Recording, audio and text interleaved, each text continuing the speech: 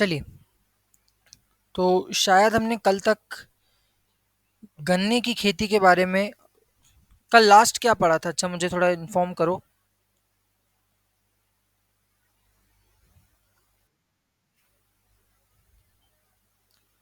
कल लास्ट क्या पढ़ा था? कॉटन पढ़ा था।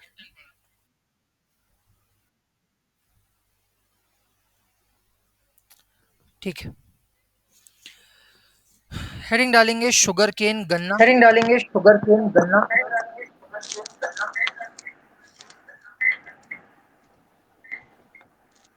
हेलो। हेलो। हेलो। क्या एको आ रहा है अभी भी?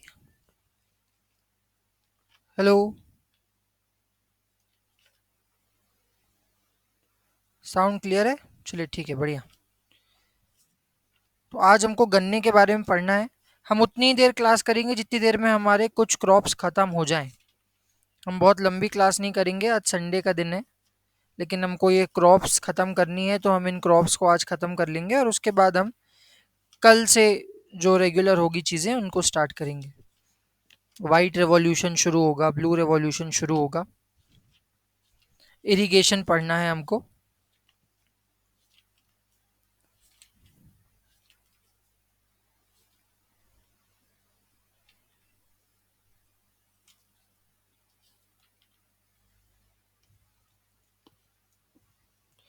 चलिए, पहले मैं थोड़ा सा आपको बता देता हूँ गन्ने के बारे में और उसके बाद हम इस पे आएंगे।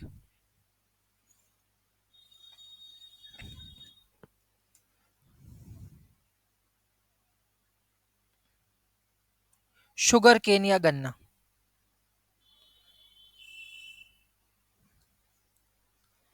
सबसे पहली बात, it is whole year crop. कहने का मतलब है कि इस फसल को 11 महीने लगते हैं। It is a whole year crop. Approximately 11 महीने लगते हैं गन्ने की फसल को तैयार होने में। 11 महीनों में गन्ने की फसल रेडी हो पाती है। It is a kharif crop. गन्ना एक खरीफ की फसल है।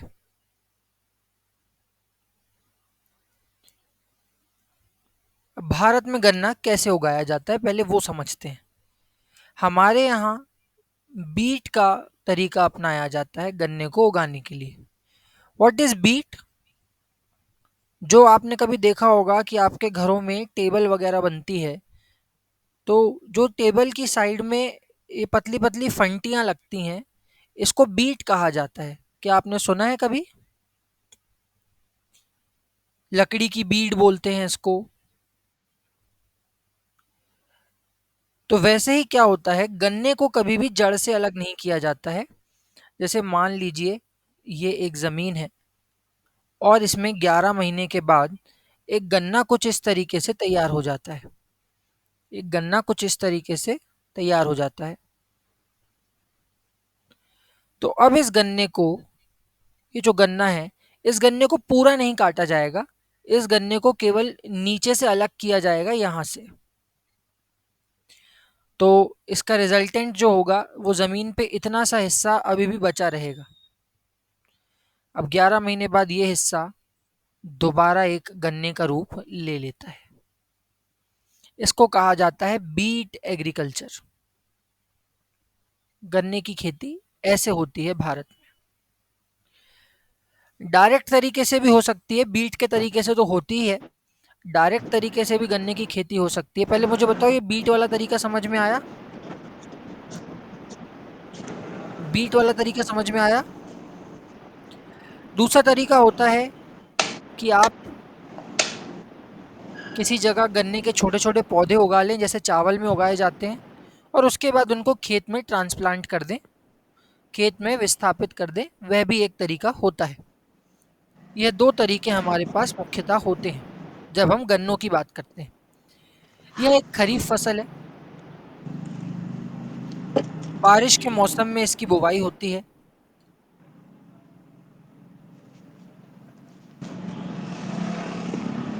बेटा सुमित, कैमरा वगैरह बंद करो, वॉइस बंद करो। ठीक है, ये रेनी सीजन में होती है, लेकिन यहाँ पे कुछ बातें आपको जानने की ज्यादा जरूरत है कि भले ही इसमें 75 से 100 सेंटीमीटर पानी लगता है, लेकिन यह पानी 11 महीनों तक लगता है। फॉर 11 मंथ्स रेगुलर इरिगेशन लगता है, निरंतर इसमें सिंचाई लगती है। रेगुलर इरिगेशन लगता है, निरंतर सिंचाई लगती है। आइए थोड़ा सा मैथ्स जान लेते हैं, कितना मैथ्स आता है आप लोगों को। दो फसल मैं यहाँ पे आपके सामने ले रहा हूं। एक फसल का नाम है चावल और एक फसल का नाम है गन्ना, शुगर केन।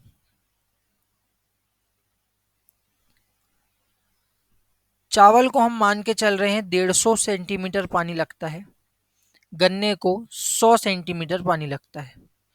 चावल को यह पानी 4 महीने तक लगता है, गन्ने को यह पानी 11 महीने तक लगता है। मैं देखना चाहता हूं, अगर हम 15 को 4 में इंटू करें तो कितना आएगा, बताएं जल्दी। 4 महीने में कितना पानी लगेगा चावल को? अरे इतनी मैथ्स तो आती होगी। बहुत बढ़िया अनीश, बहुत ही शानदार बेटा। साफ साफ इंटू करके बता रहा हूं मैं कि 150 में 4 का इंटू करना है। बहुत बढ़िया अंशिका, बहुत ही शानदार बेटा, अद्भुत। गुड सुहानी। 600 सेंटीमीटर पानी लगेगा। क्या कर रहे हो बेटा? 8 महीने मैथ्स पढ़ी गौतम एकेडमी में, 15 फोर्सा नहीं कर पा रहे और एक जीरो एक्स्ट्रा नहीं लगा पा रहे।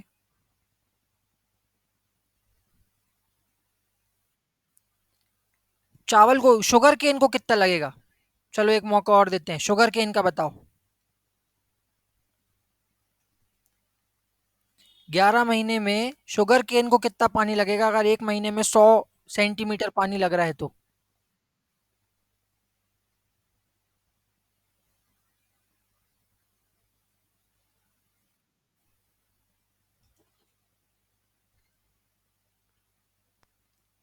अरे क्या कैलकुलेटर से निकालना पड़ रहा है? सीधे नहीं आएगा।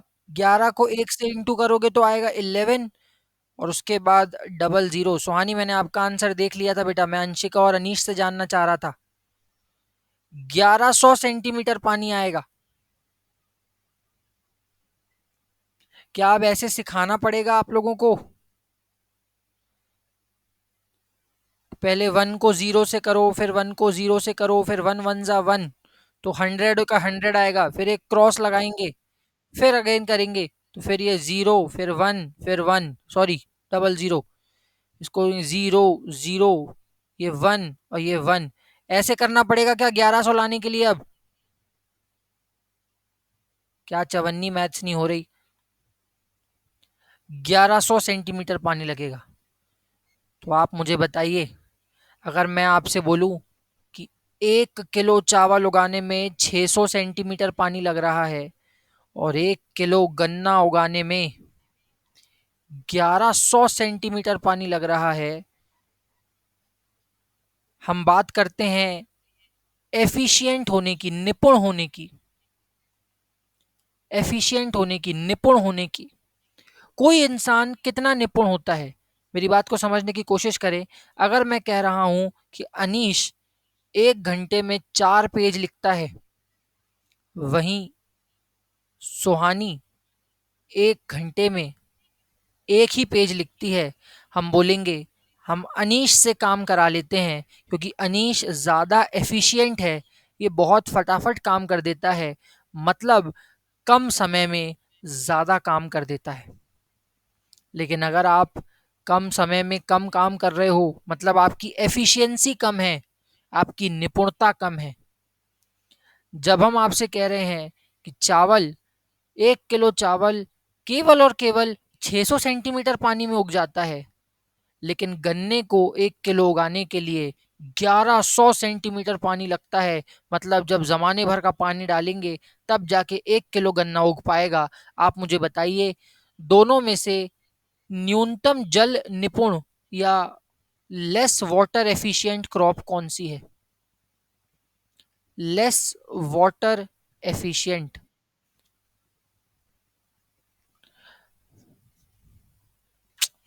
नहीं समझ पाए हो अभी भी कंसेप्ट को? फिर से सुनो। वाटर एफिशिएंट का मतलब है कि पानी कम से कम हो और फसल ज्यादा से ज्यादा हो, उसको कहेंगे वाटर एफिशिएंट। एफिशिएंसी का मतलब क्या होता है कि एक बैटरी डाली और वो 10 साल तक चल रही है, हम कहेंगे भाई ये बैटरी तो बहुत ही निपुण बैटरी है, बहुत ही एफिशिएंट बैटरी है। अगर एक बैटरी डाली और वो अगले साल पुक गई तो हम बोलेंगे भाई ये बैटरी तो बिल्कुल एफिशिएंसी देती ही नहीं है। हम आपसे बोल रहे हैं less water efficient. Less water efficient का मतलब है बहुत ही कम जल निपुणता है, कि इतना सारा पानी डाल के भी 1 किलो ही फसल उग रही है। इसका मतलब है कि शुगर केन या शक्कर, जो गन्ना होता है, वो सबसे कम या लीस्ट वाटर एफिशिएंट क्रॉप है। लीस्ट वाटर एफिशिएंट का मतलब है न्यूनतम जल निपुणता है उसमें। इसका मतलब है कि भाई कितना भी पानी दे लो, जमाने भर का पानी देने के बाद 1 किलो गन्ना उग पाता है। तो ये सवाल याद रखे बेटा कि गन्ने को बहुत पानी लगता है, अति में पानी लगता है गन्ने को। गन्ने को ऐसे देखने में तो लगेगा कि 75 से 100 सेंटीमीटर पानी चाहिए, लेकिन ये भी तो सोचो कि वो पानी उसको 11 महीने तक चाहिए। उसको केवल 1 2 दिन या 1 महीने का पानी नहीं बेटा, 11 महीने तक रोज 100 सेंटीमीटर पानी चाहिए गन्ने को। और इसीलिए गन्ना दुनिया की सबसे न्यूनतम जल निपुण फसलों में आता है, लीस्ट वाटर एफिशिएंट फसलों में आता है। लीस्ट वाटर एफिशिएंट फसलों में इसका नाम आता है।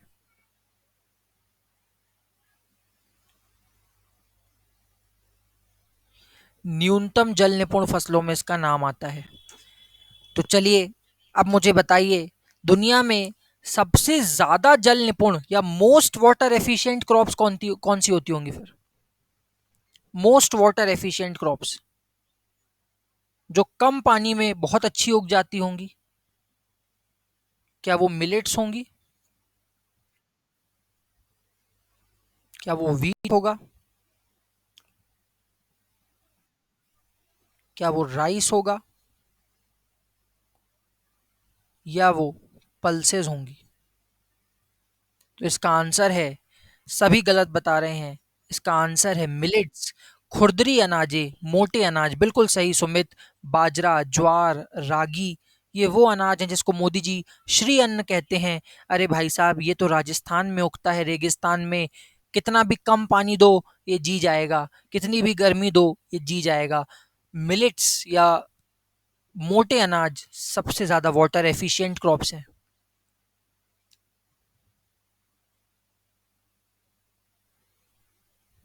समझ में आ रही है मेरी बात? अगर थोड़े पानी में अच्छी फसल दे दे तो वाटर एफिशिएंट है, अगर ज़्यादा पानी में कम फसल दे तो वाटर इनएफिशिएंट है, या इसको हम लीस्ट वाटर एफिशिएंट कहेंगे। बात समझ में आई? एफिशिएंसी का मतलब है कम पानी में ज़्यादा फसल देना, और इनएफिशिएंसी का मतलब है ज़्यादा पानी में कम फसल देना। अगर आप 1,000 रुपये में एक किताब खरीद रहे हो तो हम बोलेंगे आपकी किताब इनएफिशिएंट है, लेकिन अगर आप 10 रुपये में एक किताब खरीद रहे हो हम बोलेंगे अच्छा ये बहुत बढ़िया किताब है। आपकी लागत कम लगे और फसल ज़्यादा मिले उसको हम एफिशिएंट मानते हैं, निपुण मानते हैं, काबिल मानते हैं। लेकिन काफ़ी लागत लग जाए और फसल चवन्नी भर हो उसको हम गैर निपुण या लीस्ट एफिशिएंट मानते हैं। बात समझ में आ गई है क्या? क्या इतनी सी बात समझ में आ गई है? चलो बढ़िया। तो ये लीस्ट वाटर एफिशिएंट क्रॉप है। एरियाज जो हैं जो मुख्य क्षेत्र है जहाँ पे ये फसल होती है उसमें सदर्न स्टेट्स है, दक्षिण के राज्य हैं जैसे महाराष्ट्र, कर्नाटका,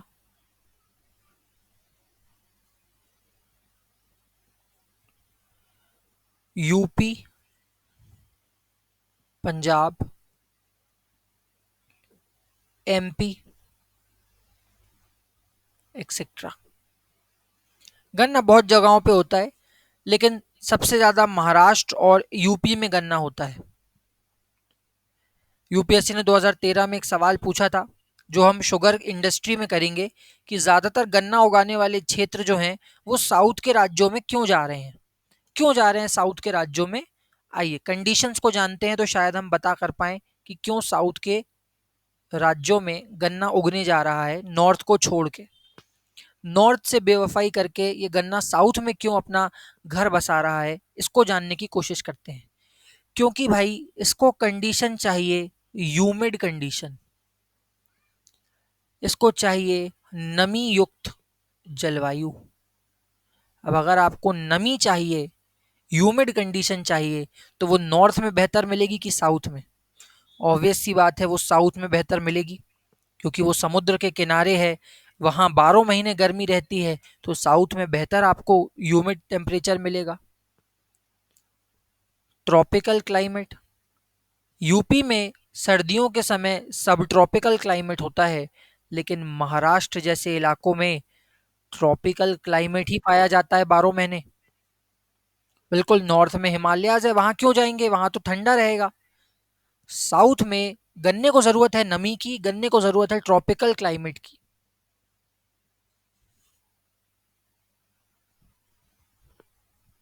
आइए कुछ और बातें गन्ने के बारे में जान लेते हैं। It is most important cash crop, यह महत्वपूर्ण नगदीय फसल है। मोस्ट इंपॉर्टेंट कैश क्रॉप है, महत्वपूर्ण नगदीय फसल है। मोस्टली इन इरिगेटेड एरियाज, अधिकता ये संचित क्षेत्रों में या सिंचित क्षेत्रों में उगाई जाती है। क्यों सिंचित क्षेत्रों में उगाई जाती है, कोई मुझे बता सकता है? मोस्टली इन इरिगेटेड एरियाज, जहां सिंचाई के बढ़िया प्रबंध है वहीं उगाई जाती है। कोई मुझे बता सकता है क्यों ऐसा है?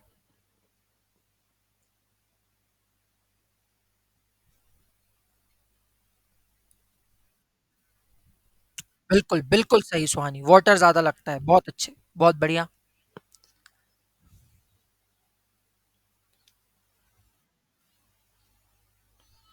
India is the largest producer, अब ये इसी साल बना है, 2024 में ही हमने ब्राजील को पीछे छोड़ा है।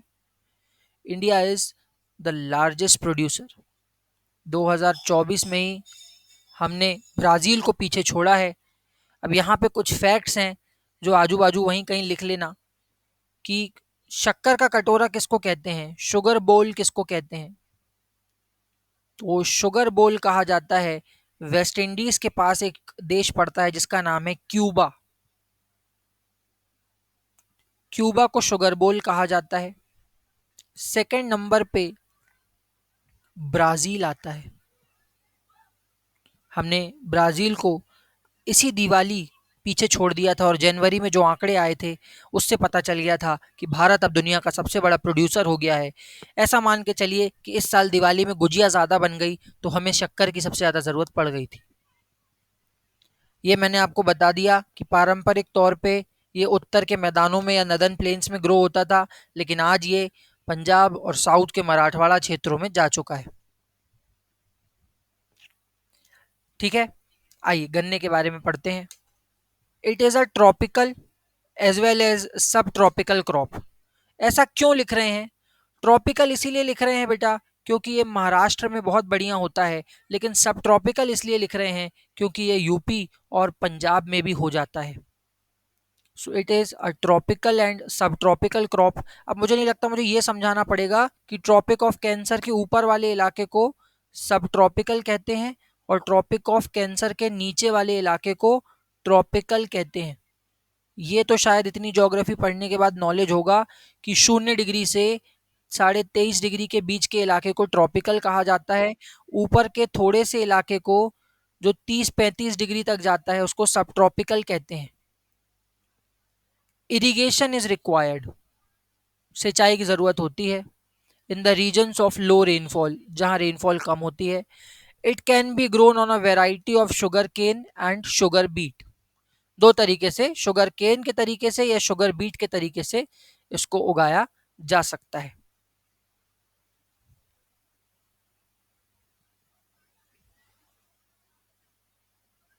क्या गन्ने की ये बात समझ में आ गई है? क्या गन्ने से हम आगे बढ़ें? आइए चाय कॉफी को जान लेते हैं।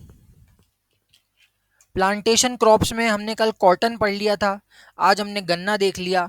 अब हम आगे बढ़ रहे हैं और अब हम चल रहे हैं चाय कॉफी की तरफ।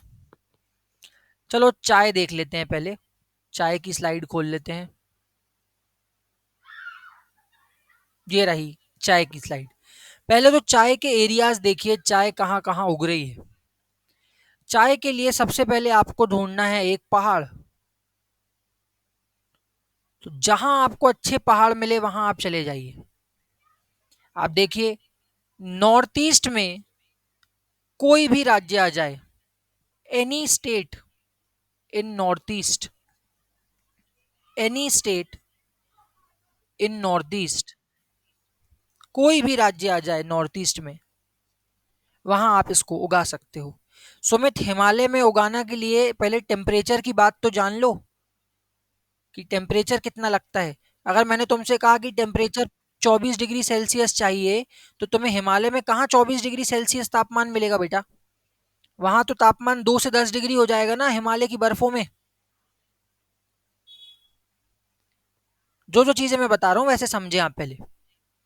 नॉर्थ ईस्ट में कोई भी राज्य हो, कोई भी, वहां पे आपको चाय मिलेगी।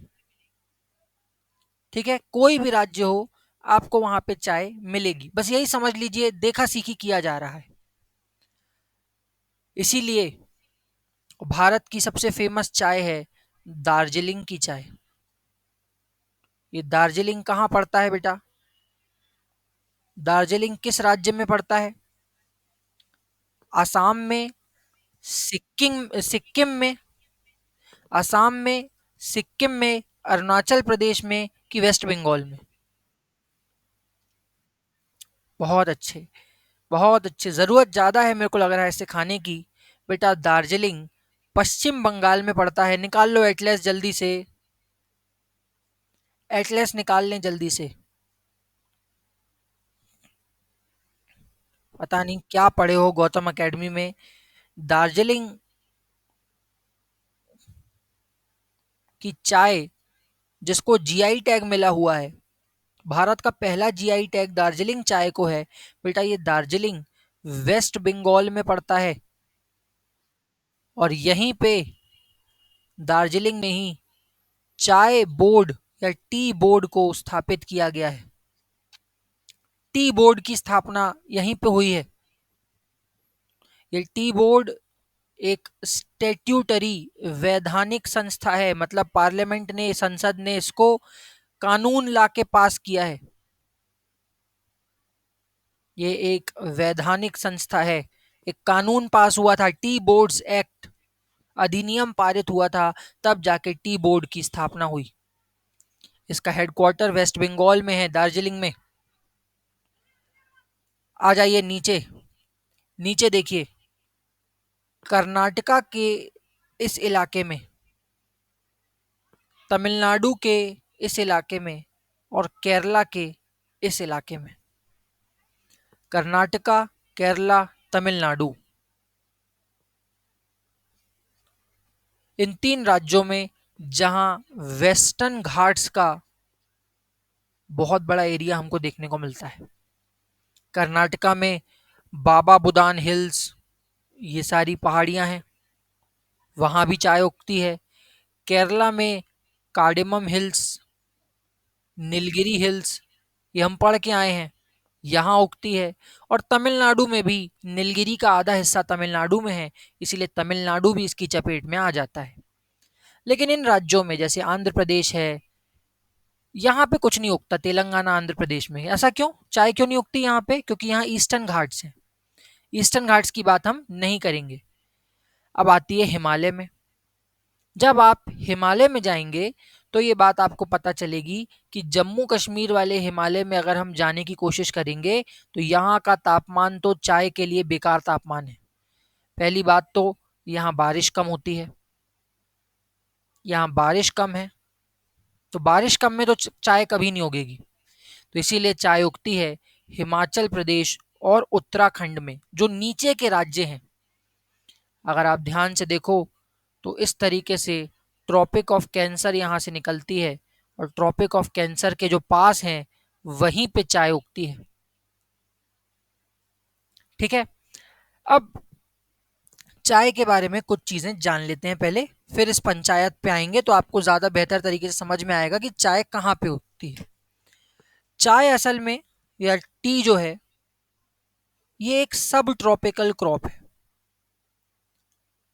टी जो है वो एक सब ट्रॉपिकल क्रॉप है। सब ट्रॉपिकल का मतलब इक्वेटर से या तो दूर होना चाहिए थोड़ा सा।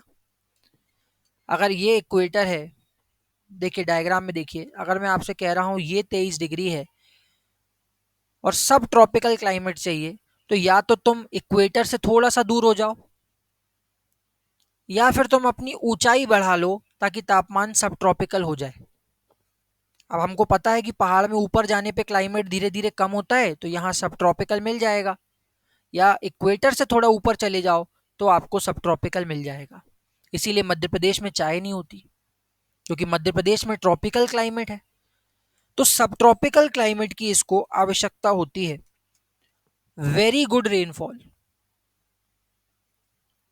वेरी गुड रेनफॉल, बहुत अधिक वर्षा चाहिए, very good rainfall, but not stagnant. बारिश तो बहुत चाहिए लेकिन पानी गलती से रुकना नहीं चाहिए।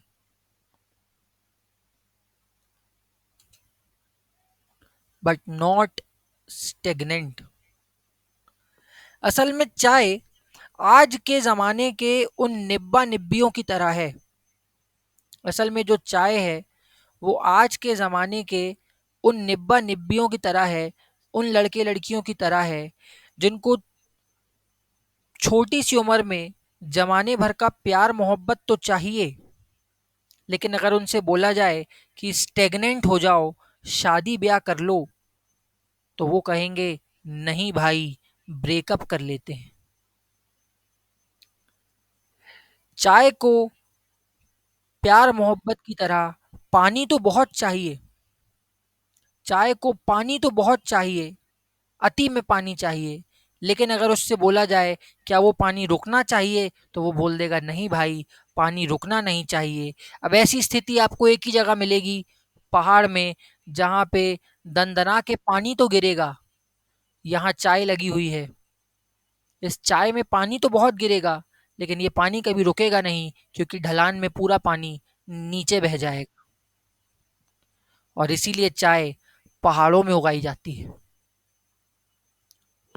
तो सब ट्रॉपिकल क्लाइमेट चाहिए, वेरी गुड रेनफॉल चाहिए, लेकिन वो रुकनी नहीं, मतलब उसको स्टेगनेंट नहीं होना चाहिए। And therefore it is grown in slopes, therefore grown in slopes, इसीलिए ढाल में उगाई जाती है, grown in slopes. Major countries कौन सी हैं? मेजर कंट्रीज कौन सी हैं, मुख्य राज्य कौन से हैं, वो मुख्य कंट्रीज कौन सी हैं जहां पे ये होता है?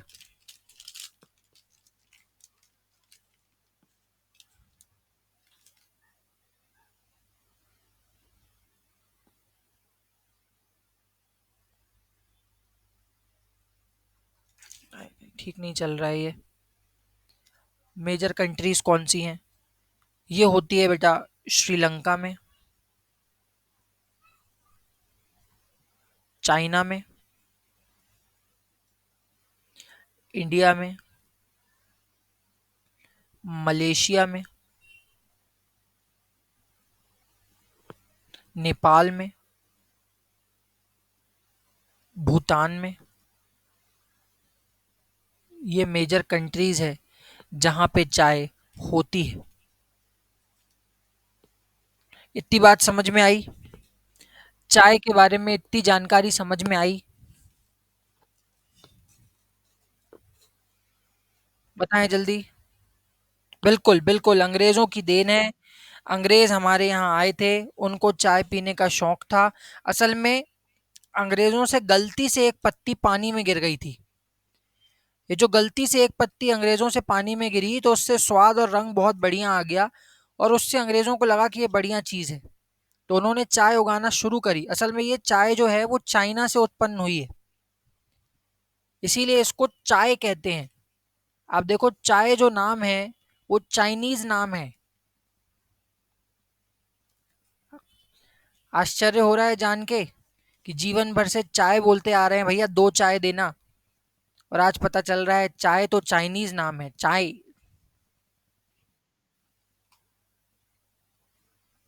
सी से शुरू है इसलिए नहीं। चाइनीज ज्यादातर नाम आप देखो ना, चाई चोंग चिंग। चल, 10th की इंग्लिश बुक में था। चलो बढ़िया।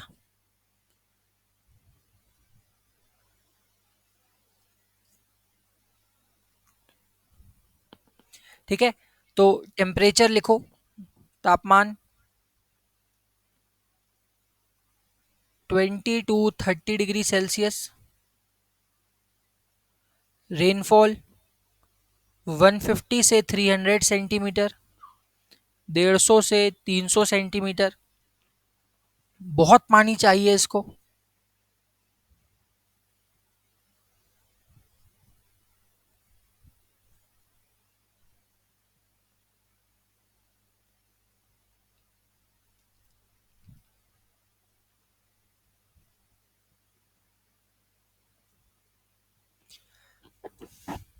स्टेट्स देखो, स्टेट्स कहाँ कहाँ उगती है। ऑल नॉर्थ ईस्ट, सभी के सभी उत्तर पूर्व के राज्यों में। हिमाचल प्रदेश,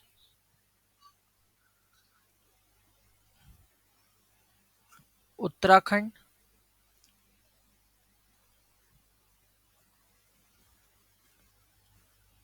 इसके बाद केरला,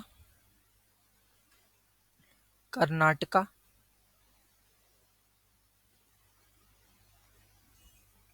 एंड तमिलनाडु।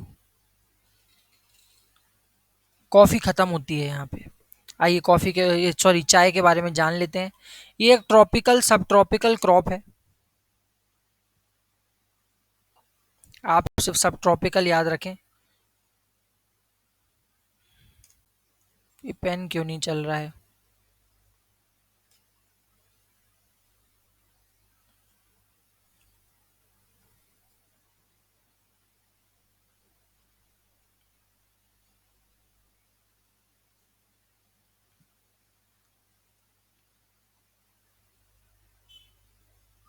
हम्म आप सिर्फ सब ट्रॉपिकल याद रखें।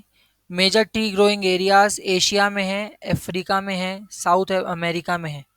इसको कूल और वार्म टेम्परेचर चाहिए, with at least 5 hours of sunlight per day. इसको प्लीज लिख लें बेटा। दिन में 5 घंटे की सूरज की रोशनी रोज चाहिए। 5 आवर्स ऑफ सनलाइट डेली, ये बहुत इंपॉर्टेंट पॉइंट है, लिख ले इसको। दिन में 5 घंटे सूरज की रोशनी चाहिए ही चाहिए। Average annual temperature for T plants 15 से 23 डिग्री, वो सब ट्रॉपिकल का क्लाइमेट है। द रेनफॉल नीडेड, वही 150 सेंटीमीटर से ज़्यादा। कॉफ़ी पे हम आएंगे थोड़ी देर से। कॉफ़ी पे हम आएंगे थोड़ी देर से। चाय खत्म होती है यहाँ पे, लेकिन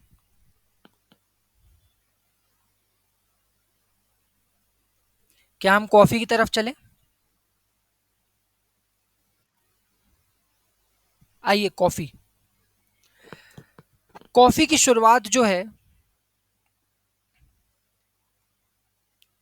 वो, कई लोग बोलते हैं ब्राज़ील की नेटिव है, और कई लोग बोलते हैं वो अरब की नेटिव है। अरेबिया की नेटिव है, मतलब यहाँ से कॉफी का जन्म हुआ है। जैसे चाय का जन्म चाइना में हुआ है, कॉफी का जन्म इस इलाके में हुआ है। चाय और कॉफी एक दूसरे के भाई बहन जैसे हैं। अगर कभी कॉफी नहीं मिली तो लोग चाय पी लेते हैं, चाय नहीं मिली तो कॉफी पी लेते हैं। दोनों पे डिपेंड करता है लोगों के मूड पर। हिंदुस्तानी लोग ज्यादातर चाय प्रेफर करते हैं, लेकिन कुछ शहरी जो जोधा बन जाते हैं एक समय के बाद, वो कोशिश करते हैं कि स्टाइल मारने के लिए कॉफी पी जाए, और वो भी स्टारबक्स की। चाहे जेब में फूटी कौड़ी ना हो, जेडएमआर चलाते हो 20 का पेट्रोल डलवा के, लेकिन कॉफी स्टारबक्स की पियेंगे क्योंकि स्टाइल मारनी है। क्लाइमेट देखें, हॉट एंड ह्यूमिड क्लाइमेट, गर्म क्लाइमेट चाहिए, ह्यूमिड क्लाइमेट चाहिए, हम इसको वही क्लाइमेट कहते हैं ट्रॉपिकल क्लाइमेट। हम इसको ट्रॉपिकल क्लाइमेट या ट्रॉपिकल जलवायु कहते हैं।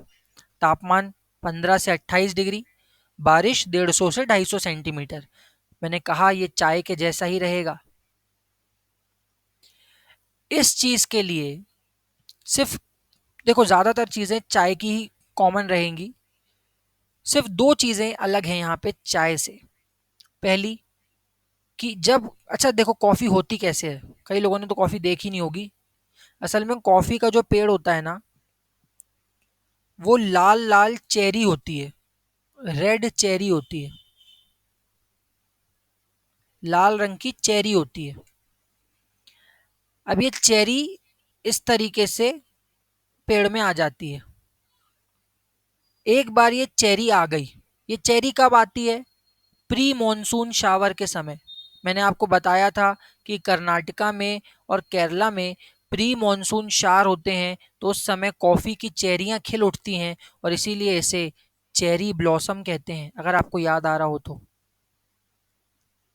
चेरी ब्लॉसम केवल जूते की पॉलिश नहीं है, चेरी ब्लॉसम असल में कॉफ़ी के पौधे पे जो लाल रंग की चेरियां निकल के आती हैं, ये जो लाल रंग की चेरियां निकल के आती हैं, बिल्कुल सही, वो कॉफी ब्रू में से सुखाते हुए दिखाता है कि एक अन्ना रहते हैं, वो कॉफियों को सुखाते हैं, फिर एक एक कॉफी को चुनते हैं, फिर उसके बाद पीसा जाता है तो नेस्कैफे बनती है।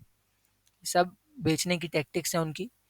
तो प्री मॉनसून शावर के समय बारिश होती है, उससे लाल लाल चेरियां पैदा होती हैं। एक बार लाल चेरी तैयार हो गई, तो जब तक लाल चेरी पूरे तरीके से बड़ी नहीं हो जाती, एकदम बड़ी नहीं हो जाती, तब तक इसको पानी लगता है। लेकिन एक बार चेरी फुल ग्रो हो गई, मतलब एकदम बड़ी हो गई फूल के, तो इसको ड्राई वेदर लगता है, क्योंकि अब इस चेरी को धीरे धीरे सूखना है। कभी आपने सूखी बेर देखी है? बेर जो काले काले रंग की भेड़ाघाट में मिलती है, उसको कैसे बनाया जाता है? पहले बेर को फुल साइज में बड़े होने दिया जाता है, उसके बाद बेर को तोड़ के सुखा दिया जाता है, फिर उसको गुड़ और चीनी की चाशनी में उबाल दिया जाता है, तो वो बढ़िया काली वाली बेर बन जाती है जिसमें इल्लियां भी रहती हैं, और हम 10 रुपए की लेके खा जाते हैं भेड़ाघाट से। तो उसी प्रकार से जो कॉफ़ी है, इसको सबसे पहली कंडीशन है कि ड्राई वेदर चाहिए पकने के समय, ड्यूरिंग राइपनिंग। ड्यूरिंग राइपनिंग, पकने के समय आपको ड्राई वेदर चाहिए। लेकिन इसकी सबसे बड़ी दुश्मन है धूप। कॉफी धूप का सामना नहीं कर सकती, कभी नहीं कर सकती कॉफी धूप का सामना। चाय में देखो, चाय चाय धूप का सामना करती है, रोज 5 घंटे करती है, लेकिन कॉफी धूप का सामना नहीं कर सकती। आप इस बात से अनुमान लगाएं कि चाय पीने वाले लोग धूप में काम करते हैं, और इसीलिए वो धूप का सामना कर सकते हैं, लेकिन कॉफी पीने वाले वो अमीरजादे जो स्टारबक्स की कॉफियां पी रहे हैं, उनको अगर धूप में 2 कदम चलवा दो तो उनकी पुंगी बच जाएगी। इसीलिए कॉफी धूप का सामना नहीं कर सकती। It is not tolerant to sunlight. तो कॉफी कैसे उगाते होंगे फिर? यहाँ पे एक बड़ा पेड़ लगा दो, यहाँ पे एक बड़ा पेड़ लगा दो, इसकी छांव में कॉफी लगा दो। ऐसे कर सकते हैं खेती? बताएं मुझे, कॉफी की खेती क्या ऐसे की जा सकती है? लिखें कॉफी के बारे में। कॉफी के बारे में बिल्कुल, सीड बस काम का रहता है, उसके बाद कॉफी किसी काम की नहीं है। तो देखिए कॉफी के बारे में, ड्राई वेदर इज नेसेसरी, शुष्क मौसम की आवश्यकता होती है। Dry weather is necessary at the time of ripening, पकने के समय जरूरत होती है। क्रॉप कैन नॉट टॉलरेट, किस चीज को टॉलरेट नहीं कर सकती, किस चीज को सहन नहीं कर सकती? स्नोफॉल या पाला पड़ने को, फ्रॉस्ट या स्नोफॉल को, 30 डिग्री से ज्यादा तापमान को, स्ट्रॉन्ग सनशाइन को। और इसीलिए hence generally grown under shady trees of northern and eastern aspect of hill, पेड़ लगा के इसको उगाया जाता है। ठीक है, तो मैं कॉफी के नोट्स आपको लिखवा दे रहा हूं।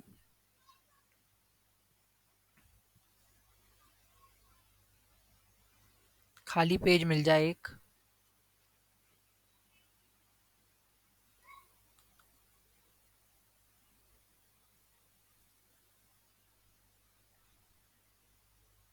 चलो इसी को मिटा देते हैं।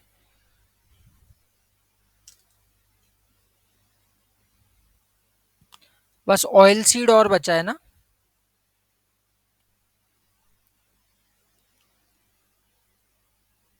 कॉफी,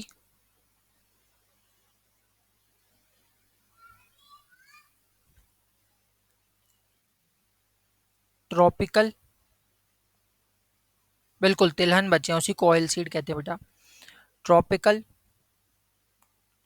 20 से 30 डिग्री सेल्सियस तापमान, 150 से 200 सेंटीमीटर बारिश, जो चाय की तरह कॉमन है। इंपॉर्टेंट पॉइंट्स को हैशटैग लगा के लिखेंगे।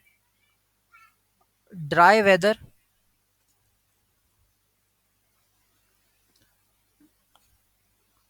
पकने के समय, ड्यूरिंग राइपनिंग। और सबसे इंपॉर्टेंट पॉइंट जो किसी भी चीज को हेल्प करता है, जैसे हमने कॉटन में देखा था कि 210 दिन पाला रहित फ्रॉस्ट फ्री डेज होने चाहिए, 210 दिन, वो उसका पहचान पत्र था। ऐसे ही इसका पहचान पत्र है, ग्रोज अंडर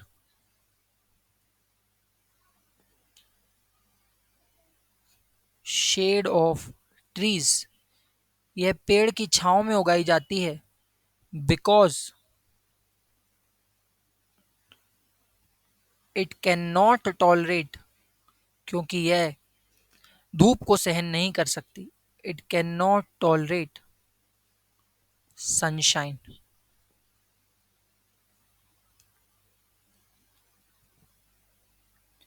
एरियाज देखें, नॉर्थ ईस्ट इंडिया में उगाई जाती है, कर्नाटका में उगाई जाती है। कर्नाटका का है जो बेंगलोर है, जी हाँ, वही टीम जो विराट कोहली के भरोसे आ तो जाती है लेकिन खेलना उसको नहीं आता, बेंगलुरु की टीम। ये बेंगलोर हेडक्वार्टर है किसका? कॉफी बोर्ड का। ये कॉफी के बोर्ड का हेडक्वार्टर है, कॉफी बोर्ड का हेडक्वार्टर है। नीलगिरी हिल्स में उगाई जाती है, नीलगिरी हिल्स में उगाई जाती है।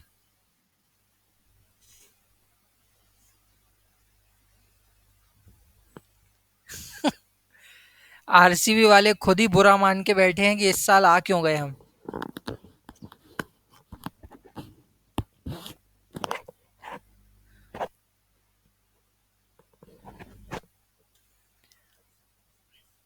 एक ही मैच में कितनी सारी चीजें देखने को मिलती हैं। एक बल्लेबाज 70 बॉल पे 100 मार रहा है, दूसरा बल्लेबाज 55 बॉल पे 100 मार रहा है। साफ पता चलता है मैच कहाँ हार गए। और वैसे भी एक खिलाड़ी कितना ही खेलेगा, टीम गेम है।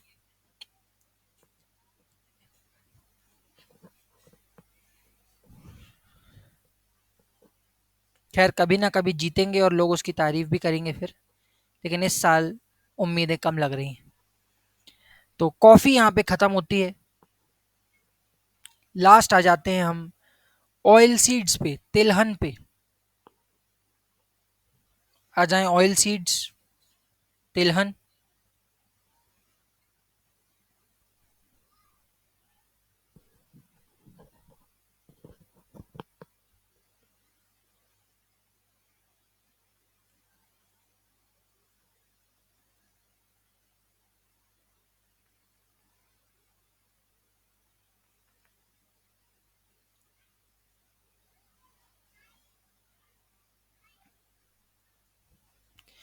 ऑयल सीड्स क्या होते हैं? ऐसे बीज जिनको निचोड़ के तेल निकाला जा सकता है। जैसे ये जो फोटो आप देख रहे हो, ये सोयाबीन है। तो आप अपने घर में सोयाबीन का तेल खाते हो। ये जो आप देख रहे हो राई के दाने, ये सरसों है, मस्टर्ड है, तो सरसों का तेल खाते हो। भारत में सबसे ज्यादा यही तेल खाया जाता है, सरसों का तेल। लेकिन एमपी में सोयाबीन का चलन है। एमपी में सोयाबीन का चलन है, लेकिन भारत में मस्टर्ड ऑयल खाया जाता है। ठीक है। अलग अलग चीजों के तेल आते हैं, लौंग का तेल, तिल का तेल, अलग अलग चीजों के। सूरजमुखी का तेल, सनफ्लावर ऑयल,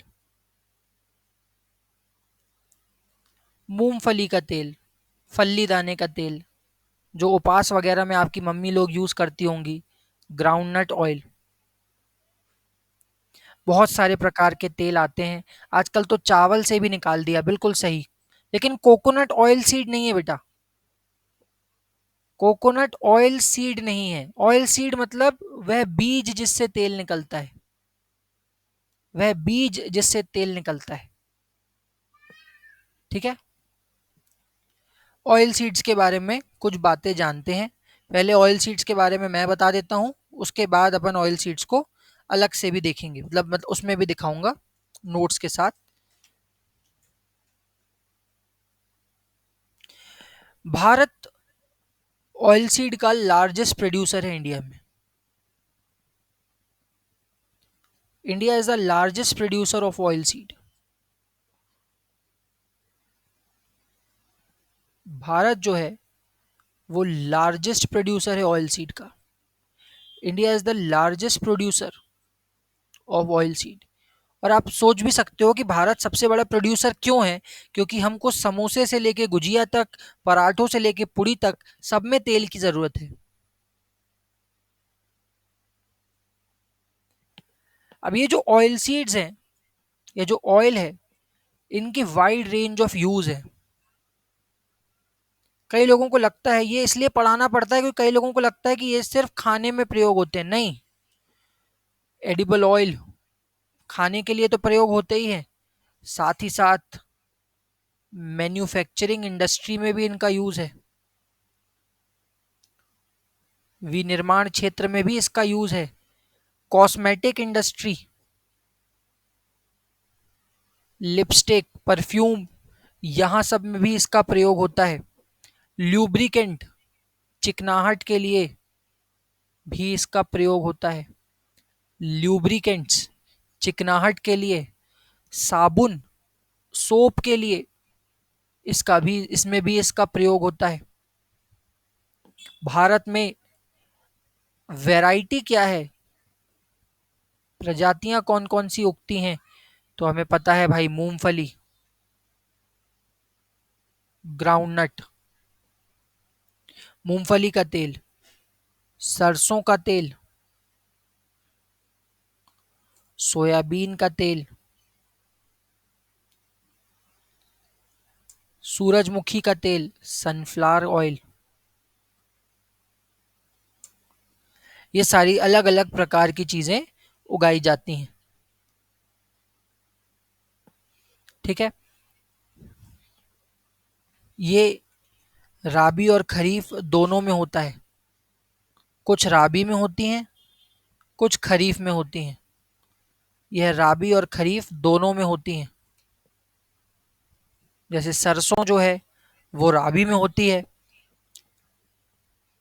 ये राबी और खरीफ दोनों में होते हैं। मूंगफली जो है वो आपकी खरीफ में होती है। आइए कुछ इंपॉर्टेंट जो फसलें हैं उनको देख लेते हैं ऑयल सीड्स में ही। तीन ही को देखेंगे हम, चार को देख लेंगे चलो। सबसे पहले देखते हैं मूंगफली को। ग्राउंडनट, सिंगदाना या मूंगफली। बस ये लास्ट है, इसके बाद कुछ क्वेश्चन कराऊंगा प्रीवियस ईयर के और बस क्लास खत्म कर देंगे।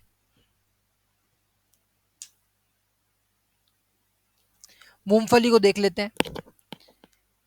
इंडिया सेकेंड लार्जेस्ट प्रोड्यूसर है।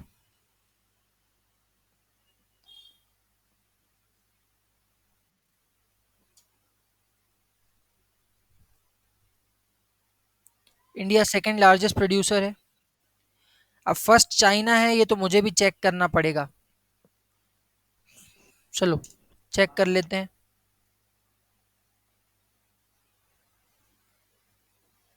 गोल्डन रूल अप्लाई होता है कि नहीं।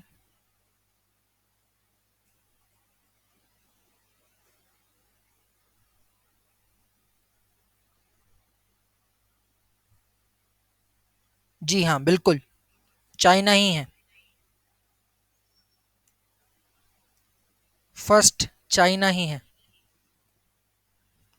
तो भारत सेकेंड लार्जेस्ट प्रोड्यूसर है, फर्स्ट चाइना है। मूंगफली एक खरीफ क्रॉप है। मूंगफली एक खरीफ की फसल है।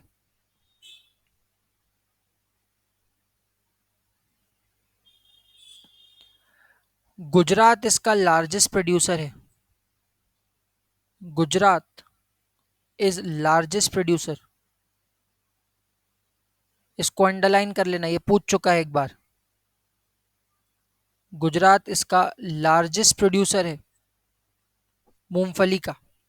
मैंने तो ऐसे याद किया था कि गुजरात में चिवड़ा वगैरह बनने की प्रथा बहुत ज्यादा है और चूड़े में डलती है नमकीन। ठीक है, खरीफ के बाजू में लिख लेना इन साउथ इंडिया, दक्षिण भारत में, ऑल्सो ग्रोन इन रबी सीजन। दक्षिण भारत में इसे राबी के मौसम में भी उगाया जाता है। Also grown in rabi season, दक्षिण भारत में राबी के मौसम में भी इसको उगाया जाता है।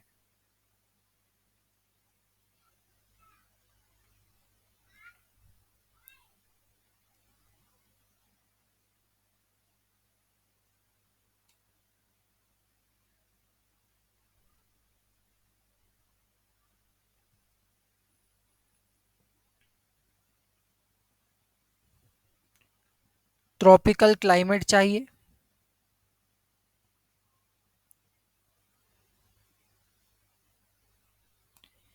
75 से 100 सेंटीमीटर बारिश चाहिए। ज्यादातर गुजरात और साउथ इंडिया में होती है, नॉर्थ इंडिया में कम होती है। ठीक है, गुजरात, तमिलनाडु, तेलंगाना, आंध्र प्रदेश सिर्फ इतना याद रख लो, नॉर्थ में कम होती है। वो आपसे पूछेगा क्या उत्तराखंड में मूंगफली उगती है, आप बोल देना नहीं। हिमाचल प्रदेश में मूंगफली उगती है, नहीं। ठीक है,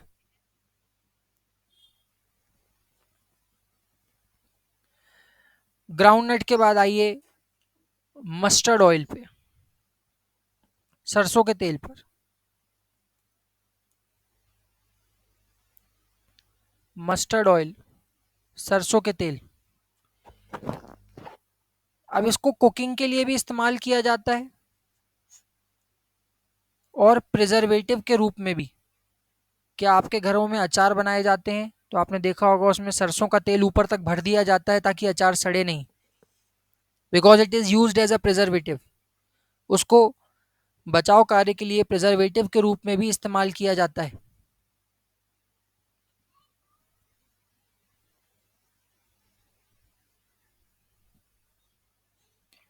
mustard is a rabi crop. यह एक राबी की फसल है, सर्दियों में होती है। कई किताबों में खरीफ भी लिखा रहता है, लेकिन यह एक राबी की फसल है। It is a rabi crop, सर्दियों में होती है। बताएं मुझे, पढ़ाया हुआ है मैंने। एमपी में गोल्डन येलो बेल्ट किसको कहा जाता है, पढ़ाया है मैंने।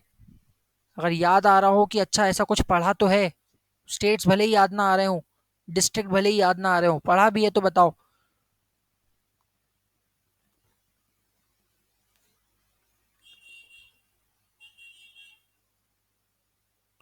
कूल क्लाइमेट चाहिए, ठंडा क्लाइमेट चाहिए। हाँ सुमित, नॉर्थ तो ठीक है, मध्य प्रदेश में किसको कहते हैं गोल्डन येलो बेल्ट? ये कहते हैं ग्वालियर, भिंड, मुरैना को। कहाँ पचमणी जा रही सुहानी बेटा?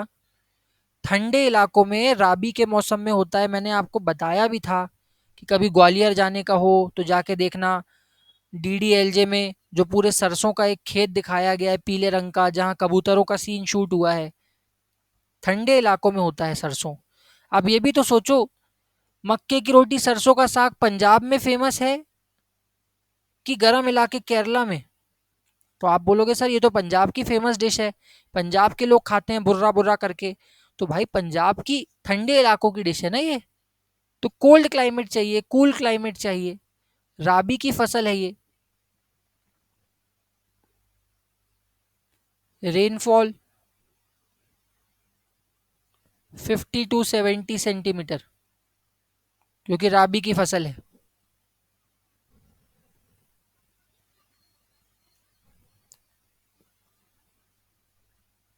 एरियाज लिखो। Madhya Pradesh, UP, Punjab, Rajasthan, Haryana, etcetera. South में कम होता है। मूंगफली साउथ में थी, नॉर्थ में कम थी, ये नॉर्थ में है, साउथ में कम है।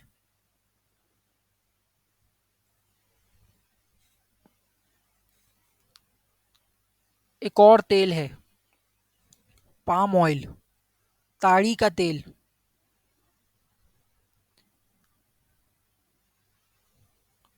इसका यूज भी एडिबल खाने के लिए एवं इंडस्ट्रीज में होता है। अगर आप कभी चिप्स वगैरह का पैकेट लेके आओ, या आपके घर में कोई तेल की बोतल रखी है, कोई तेल की बोतल है आपके घर में एट प्रेजेंट? कोई भी तेल की बोतल, वो पतंजलि बस का ना हो, ठीक है? चलो मैं भी तेल की बोतल मंगवा रहा हूँ, आप भी तेल की बोतल लेके आइए।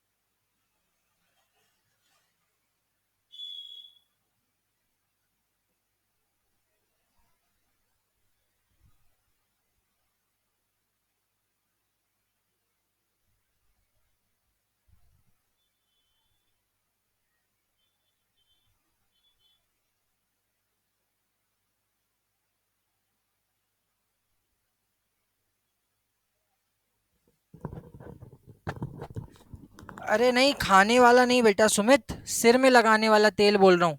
जैसे अगर आपके यहाँ बजाज आमंड ड्रॉप्स रखा है, किसी के यहाँ है बजाज आमंड ड्रॉप्स, ओरिजिनल उसका तेल मत लेके आना, पैराशूट वगैरह मत लेके आना, उसमें तो ओरिजिनल नारियल का तेल रहता है। ये आमंड ड्रॉप्स वगैरह जो रहते हैं ना, उसमें आप देखो, पीछे उसमें इंग्रेडिएंट्स लिखे होते हैं। इंग्रेडिएंट्स में जनरली उन लोग एक शब्द यूज करते हैं, पाम ऑयल। किसी के यहाँ वो वाला तेल रखा होगा, आंवला का जो आता है, निहार, शांति, आंवला और फलाना ढिमकाना, सिर में लगाने वाले बोल रहा हूँ मैं, तेल खाने वाले नहीं। उनमें पीछे लिखा रहता है पाम ऑयल 80%, 80% पाम ऑयल है, या वेजिटेबल ऑयल है, या मिनरल ऑयल है। बेटा वो कुछ नहीं है, पाम ऑयल है, सब ताड़ी का तेल है।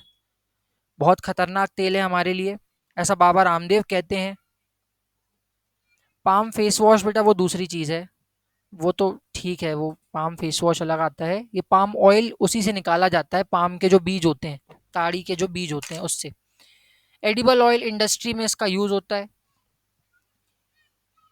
पाम ऑयल आज के समय सबसे ज़्यादा मलेशिया, इंडोनेशिया में होता है।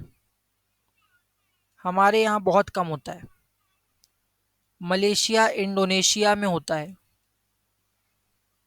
लेकिन ये जो पेड़ है ये है नहीं यहाँ का। ये कहाँ का पेड़ है? ये अफ्रीका का नेटिव है, अफ्रीका का रहवासी है ये पेड़ अफ्रीका का। नेटिव ये अफ्रीका का है, लेकिन इसका यूज, मतलब इसका सबसे ज्यादा उत्पादन मलेशिया और इंडोनेशिया में होता है। मैं जो जो पढ़ा रहा हूँ आपको अभी थोड़ी देर बाद पता चलेगा कि मैं क्यों पढ़ा रहा हूँ ये सब। अफ्रीका का रहने वाला है।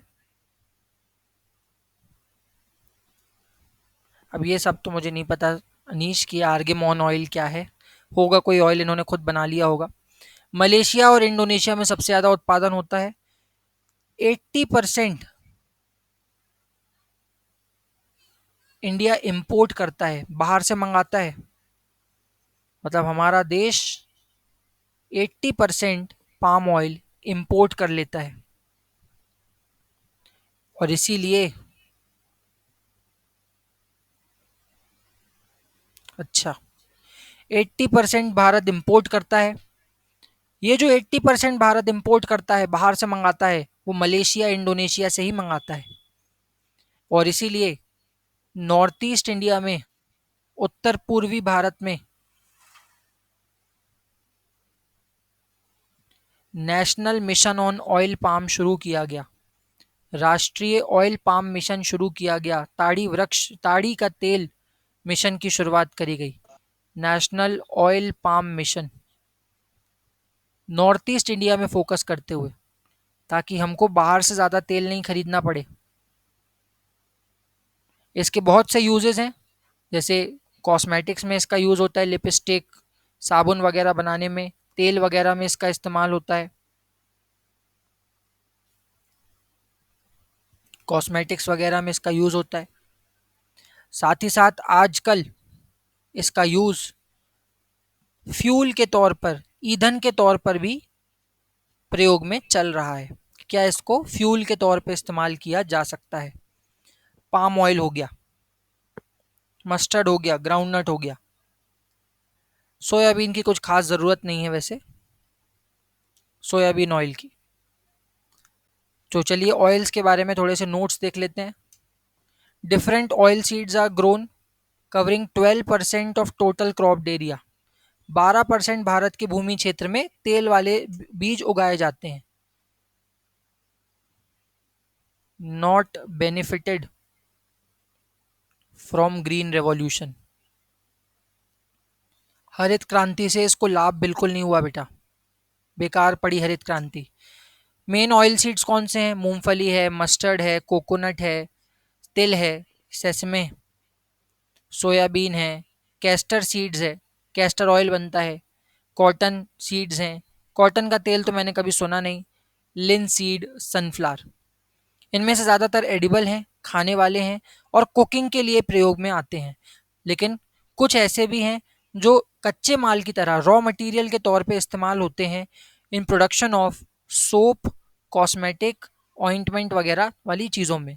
ग्राउंडनट या मूंगफली, sunflower, castor oil, rapeseed and mustard etcetera मुख्य वो चीज़ें हैं जो ऑयल सीड के अंदर आती हैं। आई थिंक हमने सभी के सभी क्रॉप्स कवर कर लिए हैं। एक दो इधर इधर की और पढ़ लेते हैं। जैसे कौन सी पढ़ना चाहोगे? एक जो आप लोग रोज खाते पीते रहते हो वो पढ़ा देते हैं आपको, तंबाकू। समय क्या हो रहा है? ये तो 8:30 ही हुआ है। चलो एक आप लोगों के रोज का जो जर्दा तंबाकू है वो पढ़ा देते हैं।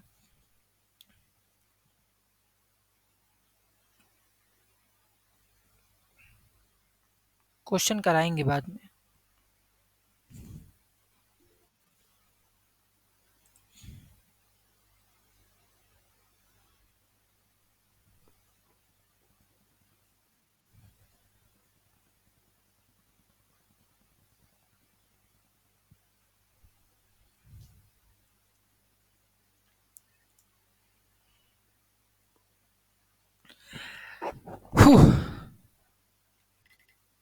टबैको,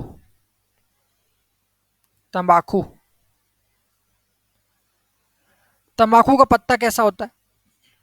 ये बड़ा पत्ता होता तंबाकू का, ऐसा, इतना बड़ा पत्ता होता तंबाकू का। इतने बड़े पत्ते को तोड़ तोड़ के छोटा किया जाता है। तो इतने बड़े पत्ते जो होते हैं ना, एक बात यहाँ पे याद रखें, जितना बड़ा पत्ता होगा उतना समझ लो कि वो चीज इक्वेटर के पास होगी। जैसे केले, केले का पत्ता बहुत बड़ा पत्ता है, कहाँ उगता होगा? केरला में। क्यों ऐसा? अब तो खैर हर जगह उगने लग गए केले, लेकिन जितना बड़ा पत्ता होगा वो पेड़ उतना इक्वेटर के पास होगा। तो टबैको असल में एक ट्रॉपिकल क्रॉप है। टबैको असल में एक उष्णकटिबंधीय फसल है। अब मैंने, अगर आपने मेरे से पढ़ा हुआ है अच्छे से, तो आपको याद होगा कि जब भी हम साउथ के प्लेट्यूज पढ़ रहे थे तो वहां मैंने बताया था ये लोग तंबाकू बहुत उगाते हैं। याद है आपको? याद है कि नहीं याद है? नहीं, तेंदुपत्ता एमपी में है बेटा। टबैको जो है, मैंने आपको बताया था, साउथ में जितने भी प्लेट्यू हैं, चाहे रायलसीमा प्लेट्यू हो, आंध्रा प्लेट्यू हो, तेलंगाना प्लेट्यू हो, तमिलनाडु प्लेट्यू हो, इन सब में हमने लिखा है कि ये तंबाकू उगाते हैं। आप चाहो तो नोट्स निकाल के देख सकते हो। हमने सब में लिखा है कि ये तंबाकू उगाते हैं। और इसीलिए ये जो ट्रॉपिकल ये है, ये इसका टेम्परेचर जो है वो 20 से 35 डिग्री सेल्सियस है। टेम्परेचर बहुत ज़्यादा लग जाता है इसको। तापमान की कोई ऐसी वो नहीं है, किसी भी तापमान में रुक सकती है। और मेनली साउथ के स्टेट्स में उगाया जाता है। इससे ज़्यादा ज़रूरत नहीं है, ना कभी पूछेगा। ये तो सिर्फ इसीलिए है कि रिवीजन में थोड़ा बहुत एक्स्ट्रा भी पढ़ लो। मेनली इन सदर्न स्टेट, दक्षिण के राज्यों में मुख्यतः उगाया जाता है।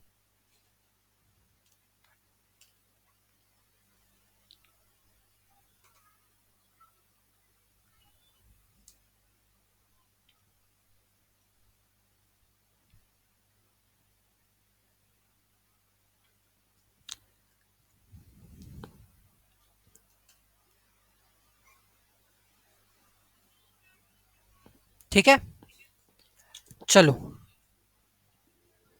अब मुझे 1 मिनट का समय दो।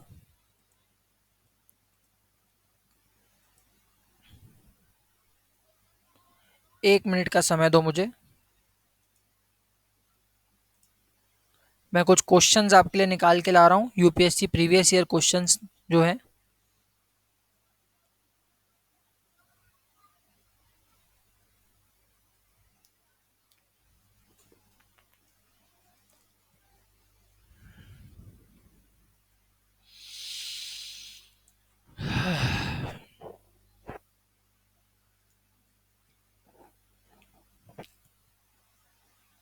बस फिर क्लास एंड करेंगे अपन।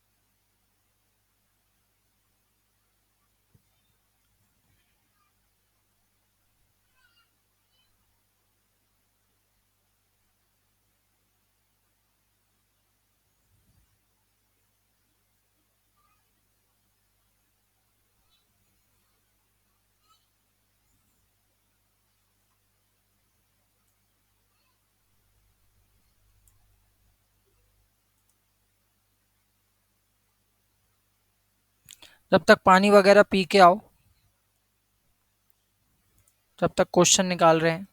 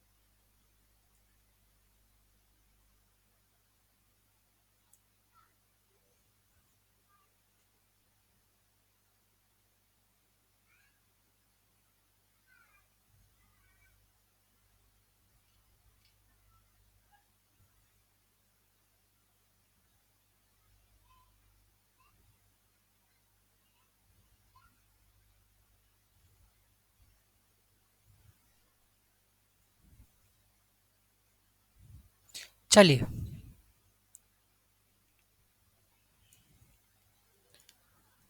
टोटल हमारे पास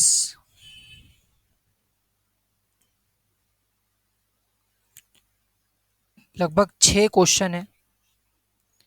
6 के 6 क्वेश्चनों को हम देखेंगे।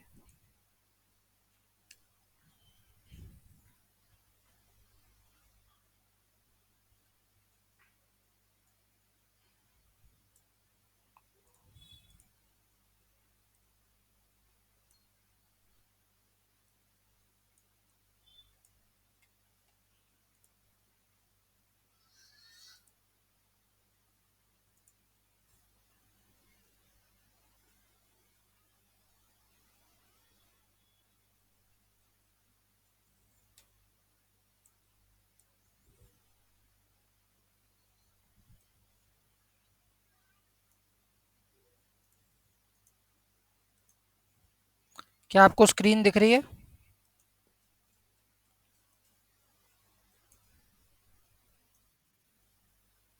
नहीं दिख रही है, चलिए कोई बात नहीं।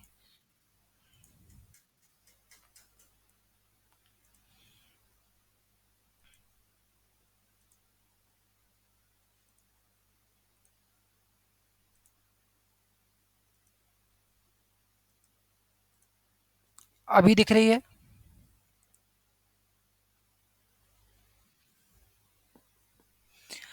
चलिए, तो शुरुआत करते हैं 2022 के पेपर से। 2022 के पेपर से शुरुआत करते हैं। 2022 में ये सवाल पूछा गया। पहला ही सवाल बाउंसर लग सकता है आपको। बोल रहा है, इनमें से अमंग द फॉलोइंग क्रॉप्स, इनमें से which one of the most important anthropogenic source of methane, इनमें से किस फसल से मीथेन निकलती है, और नाइट्रस ऑक्साइड भी। आप मीथेन पे बस ध्यान दो, उससे भी आंसर आ जाएगा। इनमें से किस फसल से मीथेन निकलती है, आपको बताना है इसमें से किस फसल से मीथेन निकलती है।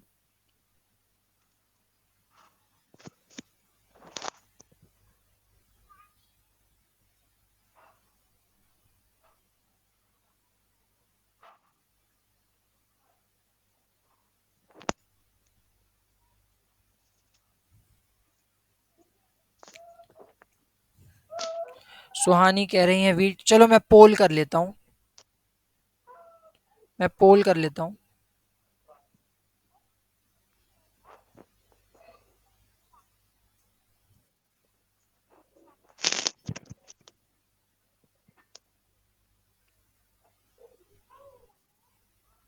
बताएं, ए बी सी डी, इनमें से किससे मीथेन निकलती है। चैट वाले हिस्से में जाएं।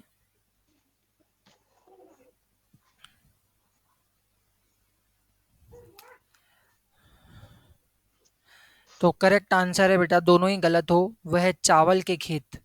क्लास में पढ़ते समय मैंने आपको बताया था कि चावल के खेतों के नीचे पानी भरा रहता है। इस पानी के रिएक्शन से ऊपर की तरफ एक धुंध पैदा होती है, जो मीथेन गैस की धुंध होती है, CH4 की धुंध होती है। तो करेक्ट आंसर है चावल। कोई बात नहीं, ये क्वेश्चन आप कर लेंगे, ये क्वेश्चन आप निश्चित रूप से कर लेंगे। अभी खिला चल क्वेश्चन करवा रहा है बस। ये क्वेश्चन आप कर ही लेंगे। अभी बताएं बताएं, इस क्वेश्चन को जल्दी करें। हिंदी इंग्लिश दोनों में है, 2022 का क्वेश्चन है यूपीएससी का।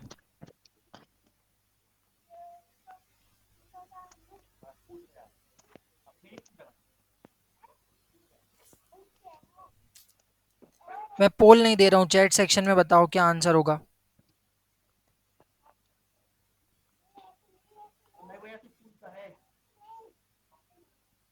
सुहानी कह रही हैं डी, सभी 4 राज्यों में। सुमित भी डी कह रहे हैं, बहुत ही अच्छे, बहुत बढ़िया। मेरे को आज बहुत अच्छा लग रहा है कि आप लोग बिल्कुल गलत आंसर दे रहे हैं। अरे क्या बोलूं मैं, मूर्ख बच्चों। तुम लोग को मैं सिखा सिखा के परेशान हो गया कि सबसे पहले ये जानो कि नॉर्थ ईस्ट के राज्यों को तो हटाना ही नहीं है, यहाँ तो चाय होती ही होती है। तो नॉर्थ ईस्ट का कोई है क्या? जी हाँ, त्रिपुरा है। ठीक है। केरला हमने पढ़ा हुआ है, के केरला, कर्नाटका, तमिलनाडु। ये वो 3 राज्य हैं जहाँ पे ये होता है। बहुत अच्छे अनीश। केरला, कर्नाटका, तमिलनाडु वो 3 राज्य हैं नॉर्थ साउथ के जहाँ पे ये होता है। बिल्कुल, आंध्रा में कोई चाय नहीं उगती बेटा। आंध्रा ईस्टर्न घाट्स का हिस्सा है, यहाँ पे कहाँ चाय वगैरह उगा रहे हो। केरला में उगती है, हिमाचल में, त्रिपुरा में। आंसर होगा option number C. Option number C इसका सही जवाब होगा। हम लगा रहे हैं ऑल फोर। कैसे काम चलेगा? अभी आपको बताया साउथ में आपको केकेटी ढूंढना है। नॉर्थ का पूरा, यहाँ पे हिमाचल प्रदेश और उत्तराखंड। आंसर होगा केवल 3 राज्यों में होती है। अगला सवाल देखें। चाय बोर्ड, टी बोर्ड। किसका माइक चालू है? बंद करे बेटा पहले।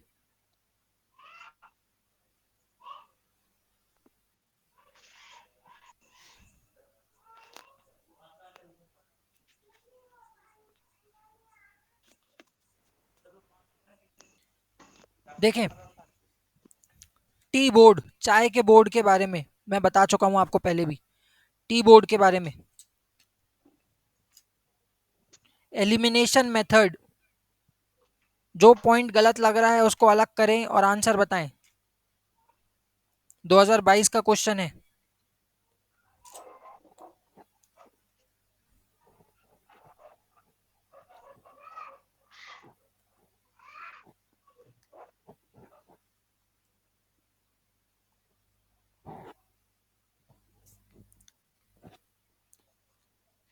ऑप्शन नंबर ए बोल रहे हैं सुमित। अनीश भी ए कह रहे हैं।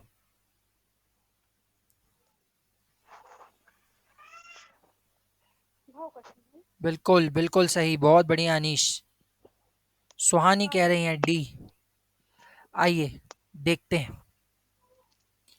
क्या चाय का बोर्ड एक वैध, ये गलत लिखा है, संवैधानिक नहीं बेटा, लेकिन स्टैट्यूटरी बॉडी है। हिंदी में गलत है ये, लेकिन यूपीएससी साफ साफ लिख के देता है कि अगर हिंदी और इंग्लिश के ट्रांसलेशन में, इसमें क्या लिखा है? सांविधिक। अच्छा, संवैधानिक नहीं लिखा है, सांविधिक लिखा है। ठीक है ठीक है, सही है ट्रांसलेशन। क्या ये एक स्टैट्यूटरी बॉडी है?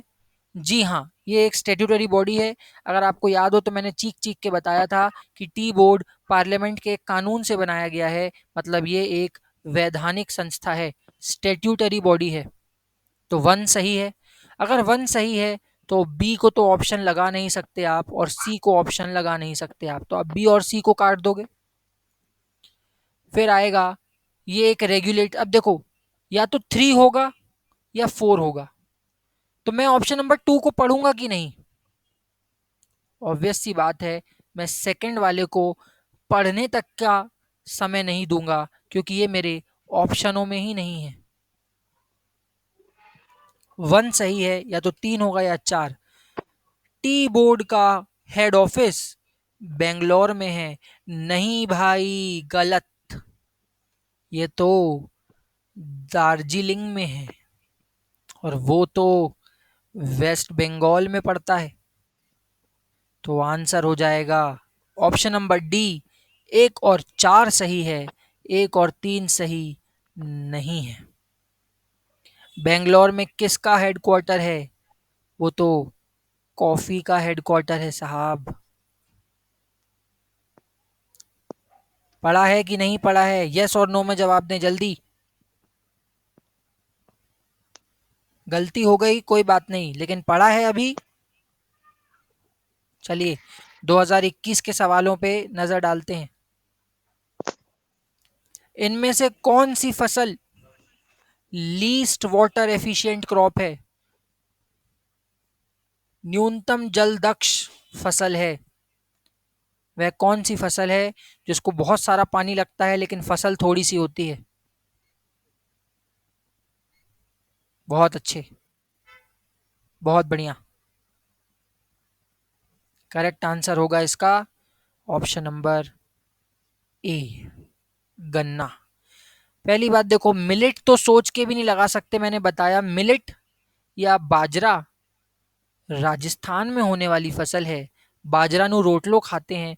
और बेटा ये मोस्ट वाटर एफिशिएंट है, सबसे कम पानी में सबसे ज्यादा फसल देने वाली क्रॉप है, ये मोस्ट वाटर एफिशिएंट क्रॉप है साहब। अरहर दाल, दालों को तो हम पहले ही देख चुके हैं कि ये ड्राई लैंड में उग जाती हैं, सूखी जमीन पे उग जाती हैं। सूरजमुखी का पेड़, गन्ना हम पढ़ के आए हैं बेटा, 1100 सेंटीमीटर पानी लगता है इसको पूरे साल भर में। ऑब्वियस सी बात है, आंसर ऑप्शन नंबर ए होगा। पाम ऑयल, पाम ऑयल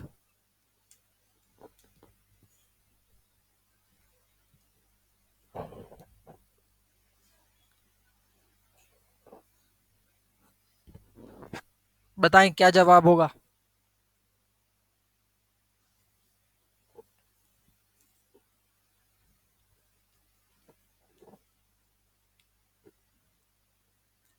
जल्दी करें।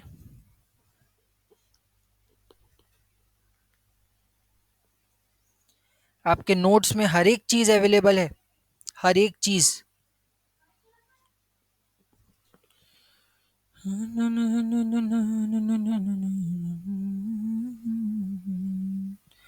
बहुत बढ़िया सुमित। अनीश, क्या सोच के आंसर लगा रहे हो? मतलब सुहानी सब गलत सलत कर रहे हैं। नोट्स में देखो मैंने आपको बताया ये मलेशिया और इंडोनेशिया में उगता है, लेकिन ये नेटिव पेड़ अफ्रीका का है। ये नोट्स में लिखवाया है बेटा, क्या आप लोग, ये आपके अगर नोट्स में नहीं हो तो आप लोग मुझे बताना। ये अभी थोड़ी देर पहले जब मैं पाम ऑयल के बारे में आपको बता रहा था तो मैंने आपको बताया कि ये नेटिव पेड़, रुको मैं दिखा रहा हूं आपको,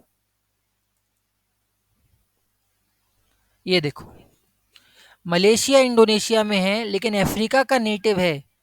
मतलब इसकी पहली बार शुरुआत, जैसे मैंने ये भी बताया आपको कि जैसे चाय चाइना में हुई थी, कॉफी अरेबिया में हुई थी, ऐसे ही पाम ऑयल की जो शुरुआत है वो अफ्रीका में हुई थी। यही सवाल यूपीएससी ने पूछ लिया, जब पूछा तो आप गलत सलत कर रहे हो, पता नहीं कहाँ किसके ख्यालों में खोए हुए हैं। बिल्कुल गलत कर रहे हैं जवाब। आपको मैं बताता जा रहा हूं कि ये रहवासी कहाँ का है, ये रहवासी है आपके, अब साउथ ईस्ट एशिया का मतलब है, वो कह रहा है ये इंडोनेशिया और मलेशिया का है। साउथ ईस्ट एशिया क्या होता है? अफ्रीका, भारत, और ये जो इलाके हैं ये इस एरिया को हम साउथ ईस्ट एशिया कहते हैं। पहला पॉइंट तो सीधे सीधे गलत है। अगर पहला गलत है तो ये भी आंसर नहीं हो सकता, ये भी नहीं और ये भी नहीं। आंसर बी सही है। पाम ऑयल का इस्तेमाल लिपस्टिक और परफ्यूम बनाने में होता है, जी हाँ होता है। क्या इसको डीजल के रूप में प्रयोग किया जा सकता है? मैंने बताया इसका प्रयोग डीजल के रूप में, फ्यूल के रूप में किया जा रहा है। और एक बात आदित्य भाई साहब, सर का गोल्डन रूल याद रखें, जब भी कभी किसी चीज में, कोई किसी भी स्टेटमेंट में कैन बी का यूज होता है, कैन बी का, बेटा ये किसी को बताना नहीं, बहुत सीक्रेट फॉर्मूला बता रहा हूं मैं। या हिंदी में जा सकता है का प्रयोग होता है, जा सकता है।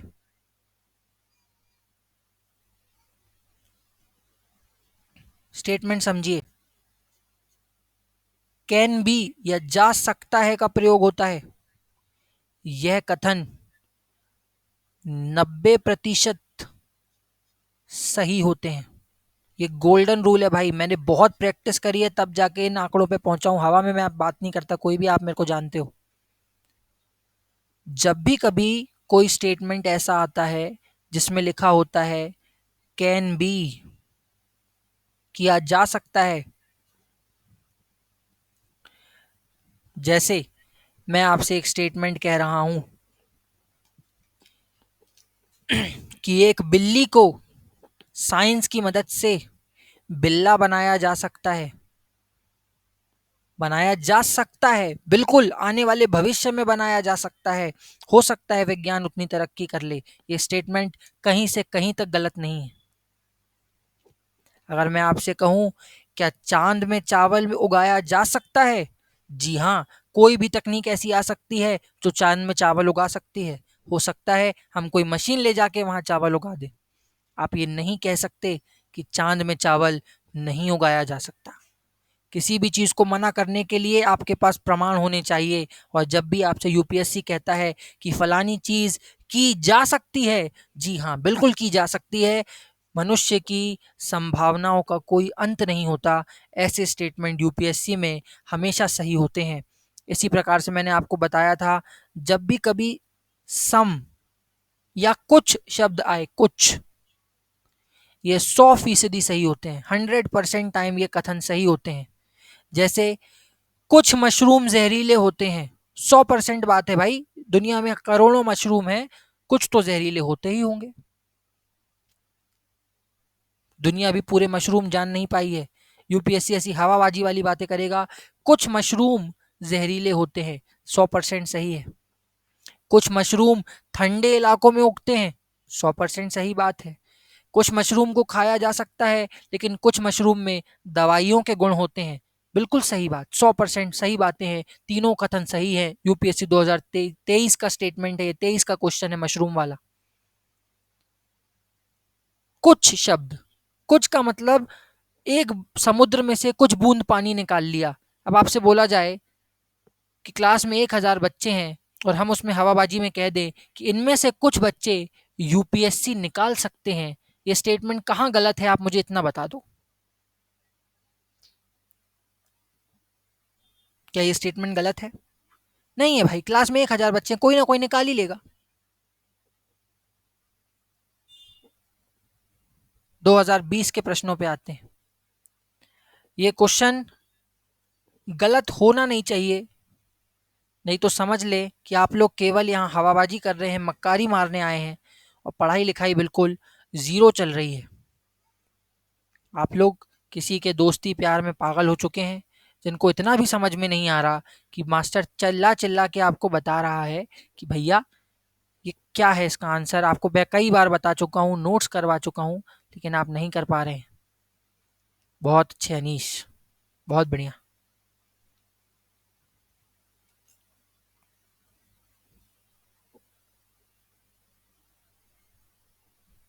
बताएं सुमित सुहानी। यह फसल उपोष्ण प्रकृति की है।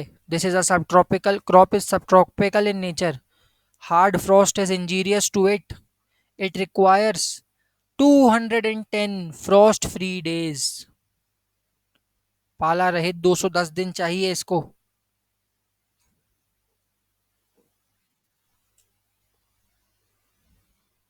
बढ़िया। समझिए, आसान प्रश्न है ये, आसान प्रश्न। ठीक है, तो इसी के साथ आज की क्लास यहीं ख़त्म होती है। मैं उम्मीद करता हूँ कि आपको एग्रीकल्चर के क्रॉप्स वाले क्वेश्चन अब थोड़े बहुत बनने लगे होंगे। ये पिछले 3 सालों के क्वेश्चन थे जो मैं आपके लिए लेके आया था। और ओरिजिनल पेपर की कटिंग्स ही लगा ली थी मैंने, क्योंकि मुझे लगा ये ज़्यादा अच्छा लगेगा, ऐसे लगा लेंगे, क्योंकि हिंदी भी बढ़िया मिल जाएगी इसमें। ठीक है, तो अब हम मिलते हैं मंडे की क्लास में। गुड बाय, अपना ख्याल रखें, थैंक यू सो मच। और पीडीएफ भेज देंगे अभी थोड़ी देर से।